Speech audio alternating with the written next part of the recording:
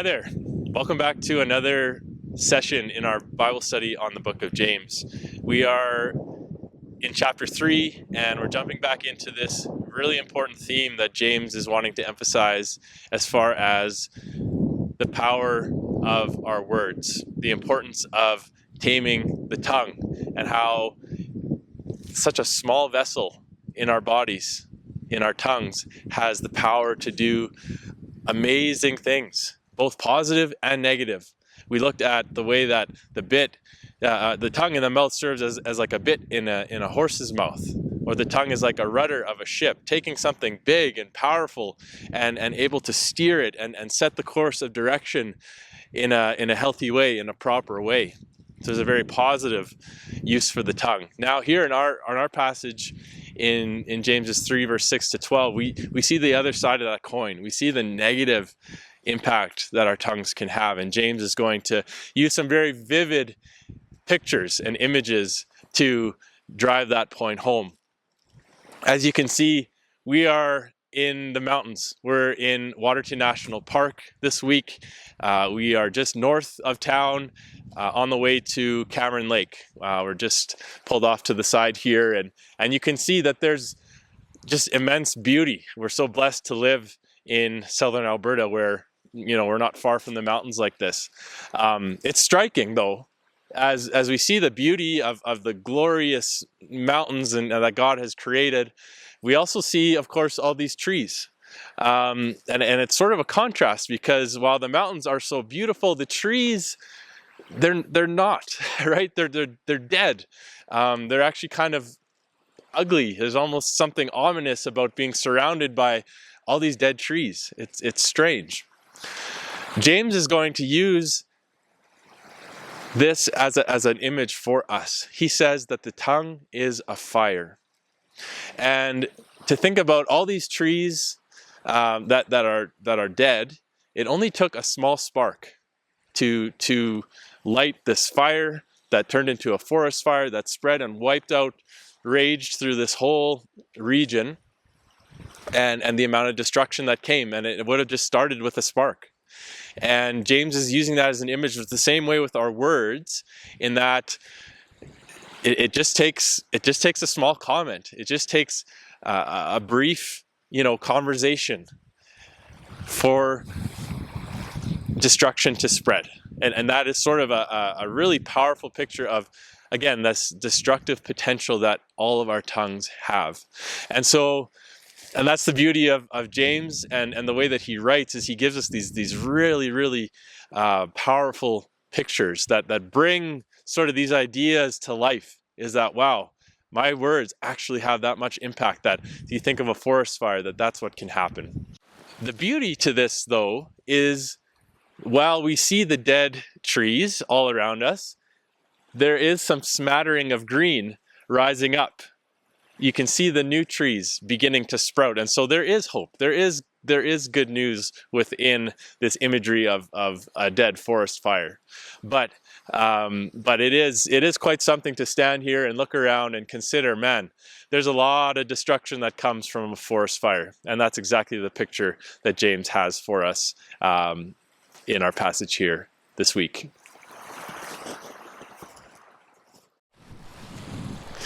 So our passage this week is James chapter 3 verses 5b to 12. And the way it breaks down is verses 5b and 6. James is going to, again, give us this picture of the tongue as a fire and the wild forest fire that it can create.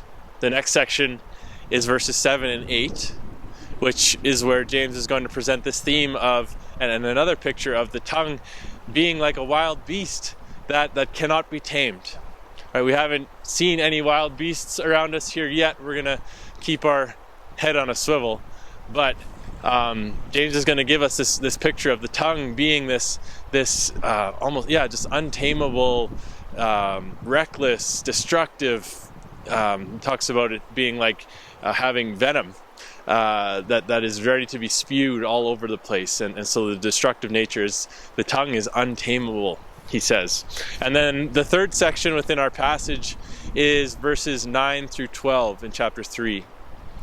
And here James is going to give us another set of pictures. We can see a stream sort of flowing here behind me. James is going to talk about the hypocrisy of the tongue, and he talks about how a freshwater stream is not going to also produce salt water, right? And how sometimes we, with our tongues, we bless God, but we curse people. And he talks about just this hypocrisy and how it should not be that way. And so we see three different sections and sort of three different sets of images within our passage here, that James is hammering home this idea again, that this just destructive potential that our tongues have, and we need to be very careful and take that very seriously.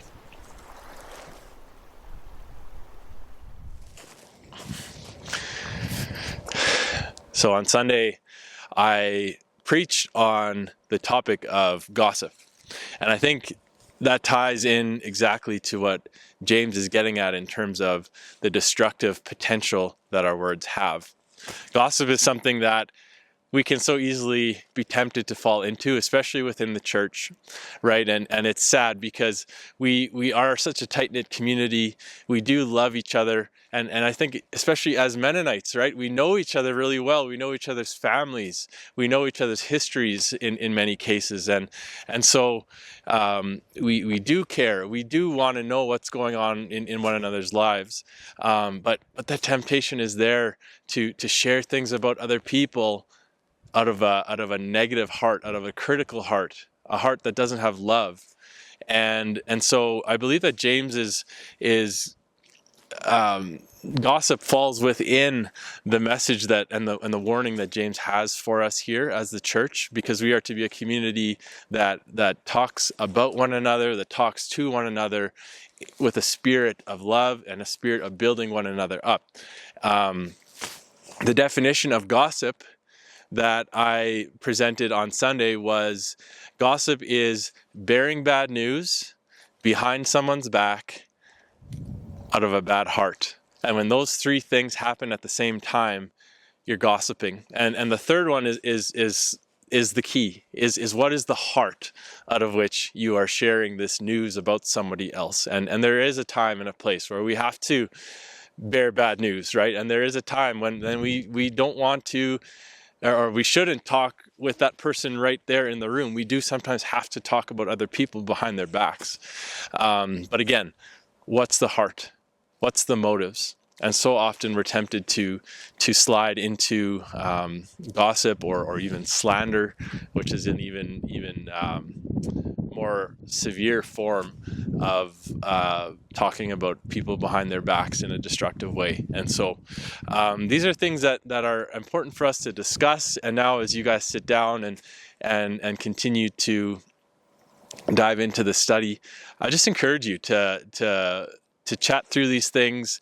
Maybe you have experienced gossip in a negative, in the sense that you are the target or you are the victim, and you can maybe share some of that experience, and maybe you've been the one that has gossiped about somebody else, and you've seen some of the destructive nature and some of the way that's spread like wildfire, like I said on Sunday, this is something that all of us are tempted by. This is something that all of us at times, slip into. And so this is something that, we just need to be humble. We need to be honest. We need to repent.